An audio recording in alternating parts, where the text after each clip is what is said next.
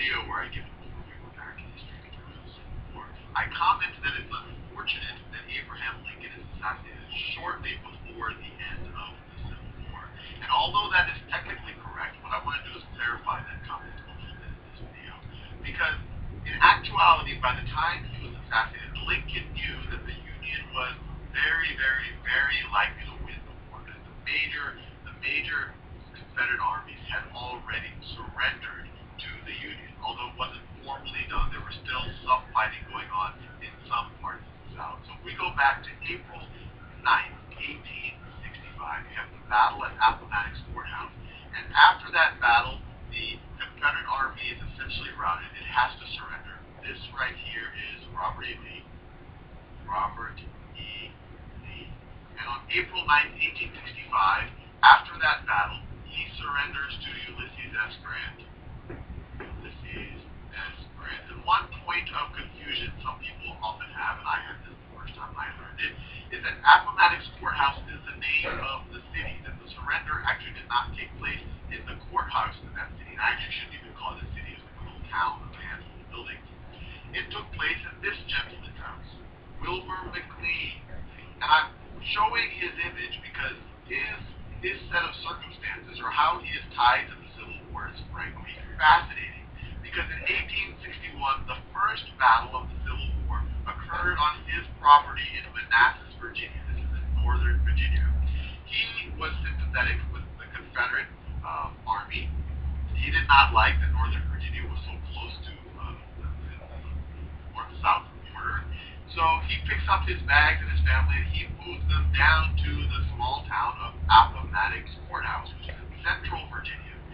So the very first major land battle of the Civil War literally occurs on this guy's property, and the last major, or the major surrender of the Civil War occurs inside this guy's house after he moves, and it's all coincidence. He just happened to have the nicest house near the battlefield where everyone felt that it was appropriate to have this kind of major end to a major war.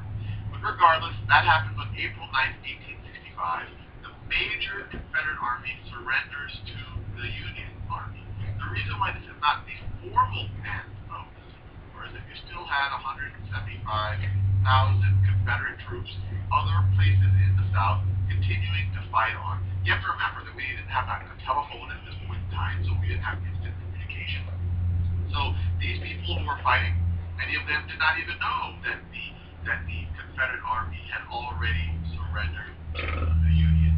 But to some degree, this major surrender is what leads to Lincoln's assassination, because this was, for most people, this tells you, hey, there's a 99.9% chance that the Union has won. It just has to, either these people need to find out that their major army has surrendered, or the Union has to go and essentially force all of the rest of the armies to surrender. So you go to April 14, 1865. Lincoln already knows that Robert E. Lee's army has surrendered. He knows that victory is imminent. But you have this gentleman right over here, John Wilkes Booth. John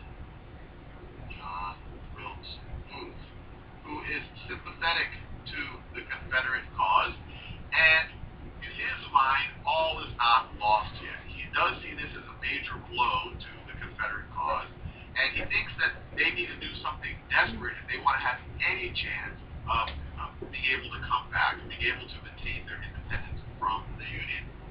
So he coordinates with a couple of his buddies, and he says, hey, our only chance is if we assassinate not only Abraham Lincoln, but also Andrew Johnson, who's the vice president, and Ulysses S. Grant,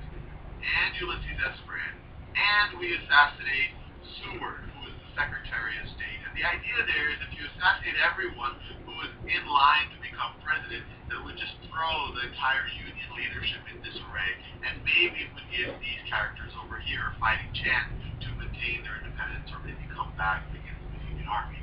Unfortunately for John Wilkes Booth, or I guess you can take it either way, the other three people were not able to fully execute on their plan. Seward was injured. He actually did get stabbed in the face and all of that, but he was not assassinated. And John Wilkes Booth was the only person who was able to carry out his assassination. So you have on April 14th, 1865, shortly after 10 p.m., Abraham Lincoln is watching a play at Ford's Theater, and his booth, the guy who was supposed to guard the booth, was out drinking with his buddy. So I guess the Secret Service really, the security was not back then what it is now, hopefully what it is now.